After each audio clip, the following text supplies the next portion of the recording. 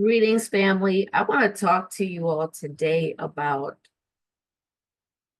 these stories, the stones. I want to talk about the stones.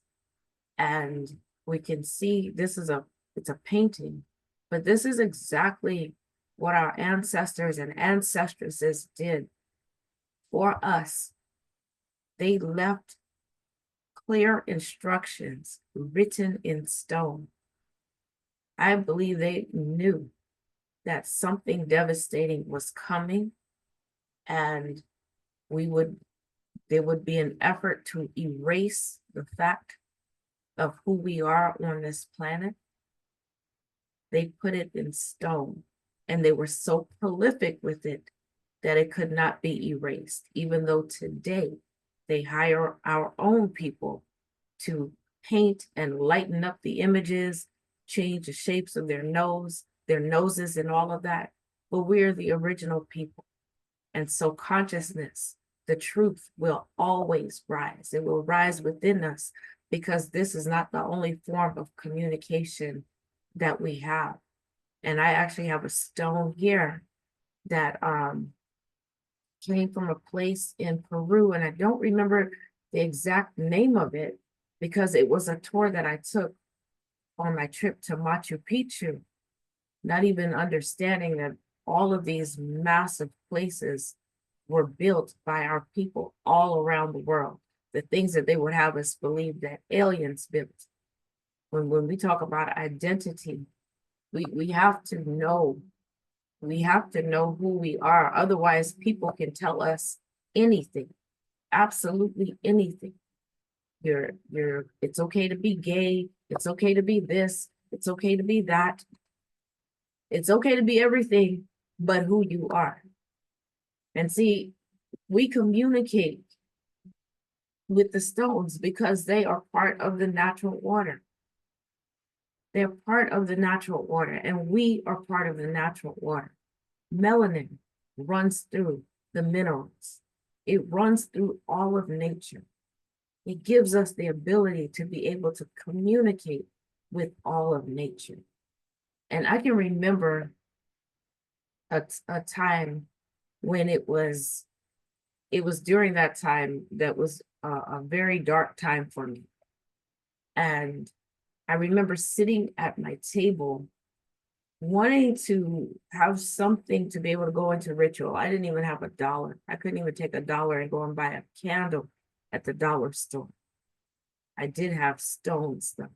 And I was sitting at my table with my stones, and I was feeling so despondent and literally just pushing these stones and like almost like playing mindlessly with them. I had done everything I thought I knew how to do, and it was such a feeling of helplessness. And I didn't know what to do with that helplessness.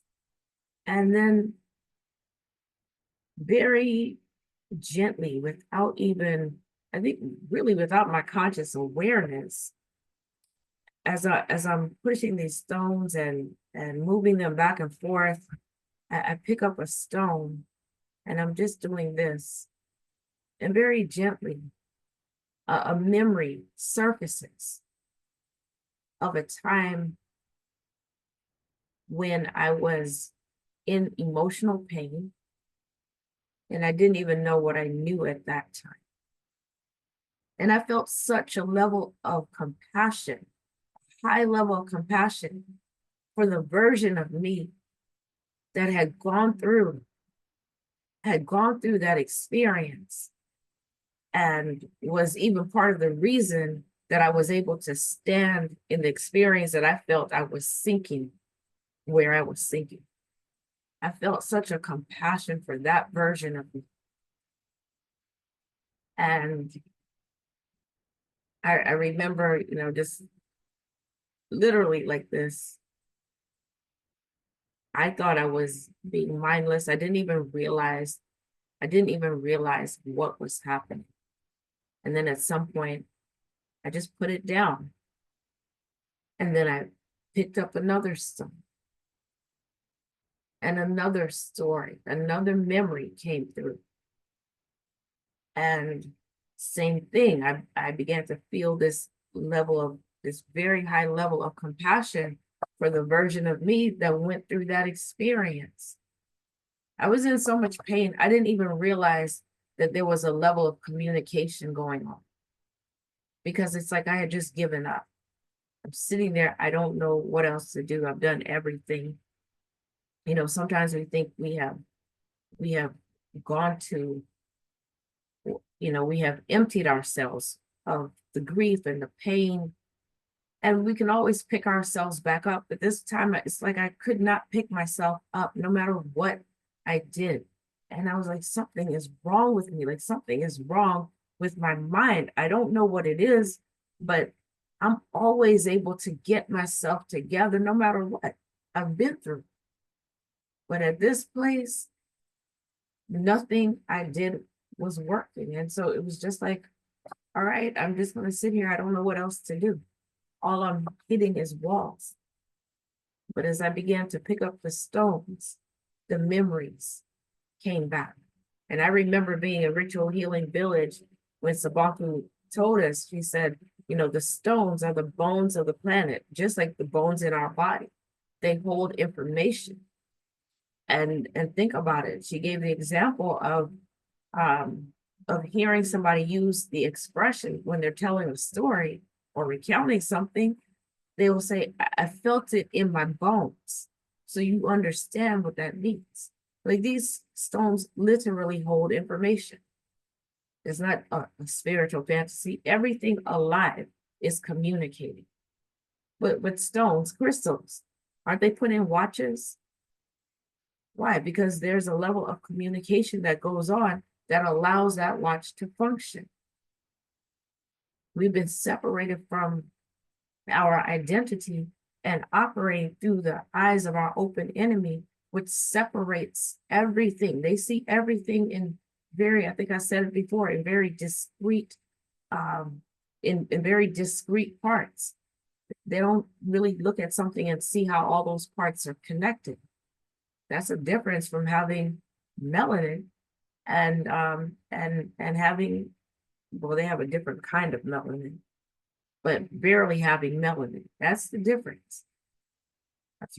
That's a major difference. Sure, there are many more differences, but and that also shows up in their lack of connection to the planet. It's why they can destroy nature like that, because they're not part of the natural order. They don't feel that connection that we feel. But in that space, at a certain point, I began to realize I was communicating. So even when I thought I wanted to go into ritual, and I didn't have a candle, all I had was stones and I couldn't do it. I didn't even realize I was being guided to go and get those stones and to sit at the table. I'm saying that because our guidance it's so intrinsic. It's like it's part of who we are. Our ancestors and ancestresses are part of who we are. I even had the awareness one day that if I am in an area where any of my children are, something in them, because we share the same blood, something in them should feel me. And my son lives in Virginia, outside of Richmond. And I was going to, I think it was North or South Carolina. And he didn't know it, but I passed through Richmond. I remember passing through Richmond and thinking, hi, Malik, I know mommy's passing through. And it was, you know, it was late at night. When I talked to him sometime later, he said, Mom, said, you know, that's so strange. Like the time you're telling me about that, I was thinking about you so much. And I was feeling like it's been too long since I've talked to my mom. I need to call my mom. So our communication is ongoing. When we think about someone, the connection has already been made. And I'm talking about my son Malik, and I already have a story about that connection in the next video. But these stones, they literally hold information. Those stories that were coming through me, I didn't realize that was the beginning of sacred spaces, but I didn't realize that they were healing me. It wasn't the stories that was healing me. It was my Nana Gnome that was guiding me to reconnect, to literally listen from the deepest part of my being to those parts of me I could not hear because those were such painful times. So, if you've been through something that's painful, we don't, you don't keep your hand in the fire, you pull back, right? But they had me walk into the fire. This is reminding me, in a previous video, I said, my mentor, he said, that fire was never meant for you. It was meant to burn everything that held you bound. Those stories held me bound, because where those stories lived, wayward spirits were able to take up space. I moved back. Something else he told me, he said, the universe abhors a vacuum, meaning something is going to take up residence there. And so I was already in ritual communication with my Nana Gnome in Samantha, and I didn't even know it. And this is what I think I said in previous videos. When you come into this knowledge of who you are, what begins to happen is that now you're going to look back and you're going to be shown, oh, here, we were talking to you here. Here, we were connecting to you here. Here, we guided you. And so this is just the introduction, but I already have the next story about that communication in Sabantu's tradition. This is 2024, I believe. The year 4 and 9 is what they consider to be a mineral year. And as I said, the minerals, the stones, they hold the stories. And so this is a year where we need to begin to share our stories, because as we share our stories, as I said in a previous video, we're going to be able to help each other connect the dots. So I will see you on story time in the next video.